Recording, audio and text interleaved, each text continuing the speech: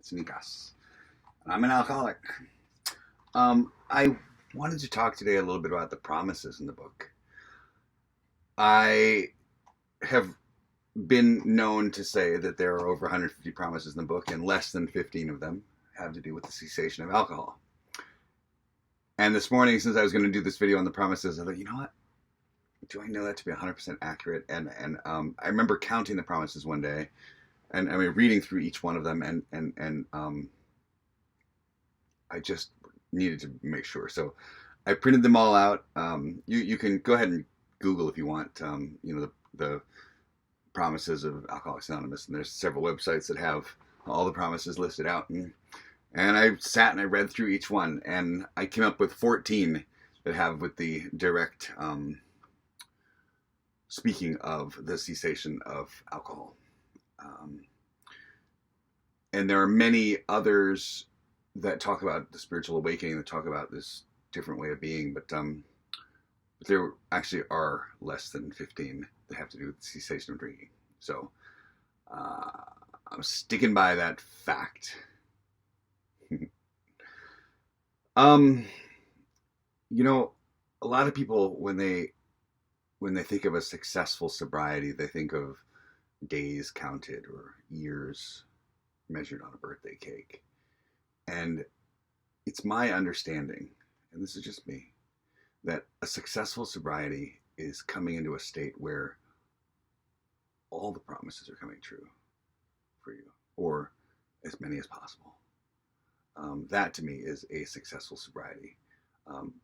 I've heard people with 20, 30 years sobriety who they don't have what I want. The promises are not coming true in their life. They're angry, they're bitter, they have a lot of thoughts and opinions, and they've not been freed from the bondage of self. And that, in my opinion, is not what I'm looking for. It's not what I would call a successful sobriety.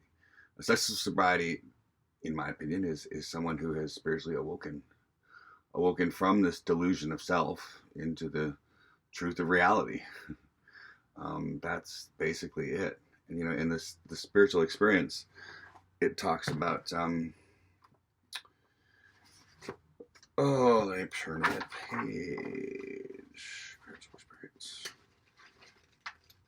Bam. There are words such as personality change, sudden revolutionary changes are described, immediate and overwhelming God consciousness, transformations, difference, undergone a profound alteration in his reaction to life, tapped an unsuspected resource. All these different things, what they're talking about is a change that occurs. And the change that occurs happens to the person, right? It happens to us. Life doesn't change. We change. In fact, my sponsor used to always say to me, he says, if you want to get up in front of a room of AA and say you're going to follow the format, tell the truth. There is no format. The fact of the matter is people are just, regurgitating what they've heard before. They're not following a format. And this format that they talk about of like, what I was like, what happened, what I'm like now, he says, no. If you read the words, it says what we were like, what happened, and what we are like now. If you want to make that personal and about you, you can say what I was like and what happened and what I am like now. He says that would be a true translation of that text if you wanted to use it in the form of a format. But don't actually call it a format. Just say I'm going to use those particular things to describe my share. I was like, okay. Because what it was like, what happened, what it's like now, well, what it was life. And it's remained the same. It hasn't changed. What I was like, what happened, and what I am like now refers to me. And what happened is I woke up as a result of these steps.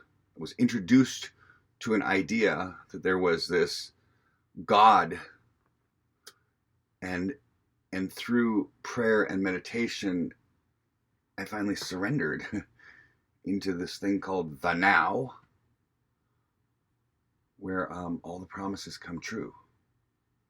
Promises don't come true in my thoughts about tomorrow or my thoughts about anything. They just come true in the now. Let's just look at all those 9-step promises.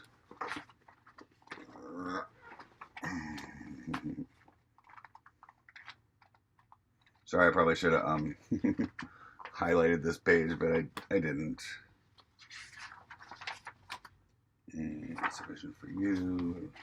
Promises. Got me here. We will know a new freedom and a new happiness. We will not regret the past nor wish to shut the door on it. We will comprehend serenity and we will know peace. No matter how far down the scale we have fallen, we will see how our experience can benefit others. The feeling of uselessness and self-pity will fall away. We will intuitively know how to handle situations that used to baffle us. We will suddenly realize God is doing for us what we could not do for ourselves. In every situation,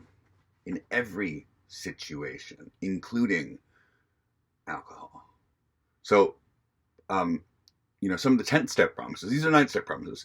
Just beyond that in the book, there's the 10th-step promises. The very first 10th-step promise, here, is, and we have ceased fighting anything or anyone, even alcohol. So, in my opinion, it's this cessation of fighting. I no longer say no to life. I say yes. Okay. Yes. There's no more fight. There's no more resistance. You know that expression, whatever resist persists? There is no more persistence of resistance. There's just simply a, okay. And then intuitive response meets the truth of reality. That's what happens. So this promise is, and we have ceased fighting anything or anyone, even alcohol. It's like alcohol's a byproduct. If there's 150 promises and less than 15 have to do with the cessation of alcohol, there's a whole bunch of stuff that's happening in the change that occurs to me. And alcohol or drug use, if you're a meth head like me, that changes also as a byproduct of spiritual awakening. So that the most beautiful line to me in that spiritual awakening thing was, I had read it. It says, quite often friends of the newcomer are aware of the difference long before he is himself. I finally realized that I have undergone a profound alteration in my reactions to life, right? So life stayed the same. Life just keeps on happening the way it does. But I no longer rise up to meet it with defense, in collision. I'm now in cooperation with life because I'm no longer fighting life. You know how at the end of the promises in the meetings there it says, are these extravagant promises? And everybody just mutters, we think not. And I sit back and I hear people just mutter that out. And I often wonder, do they actually have any idea what it's like to have these promises come true? Because if they're not coming true for you, the idea of intuitively knowing how to handle every situation is extravagant. Hell yeah, it's extravagant. We think not. Yeah, nobody in that room would be saying we think not if it's not happening for you. And by the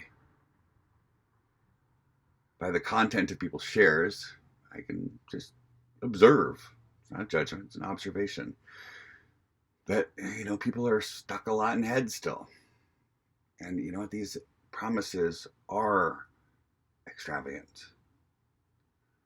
But the way to get a promise is to do what's asked of you, right? So the book is written like a legal document. Causes, conditions, repercussions, promises. If you do this, you will get that. What did let's see if I have my definition for promises. Anyway, a promise is something that you can be sure to count on. I had a definition, but I don't have it in front of me right now. I don't bother you by waiting for it. If you do this, you will get that. And so it's kind of like a recipe. If you make the recipe the way the recipe is written, don't change any ingredients, don't change the time, don't change the amounts, do it actually as suggested. You know, there's, I think, 103 musts in the big book, and everybody says it's a program of suggestion. You know, not, yeah, okay. It's the kind of suggestions, though, that, the plane is going down. And we suggest that you put a parachute on and exit the plane now. It's those kind of suggestions. Yeah. Kind of, they're musts, really. So there's 103 musts in the big book. And if you want to know what they are, Google it. But these are things that must be done in order to get this fantastic sobriety cake called Spiritual Awakening. These are the things that must be done.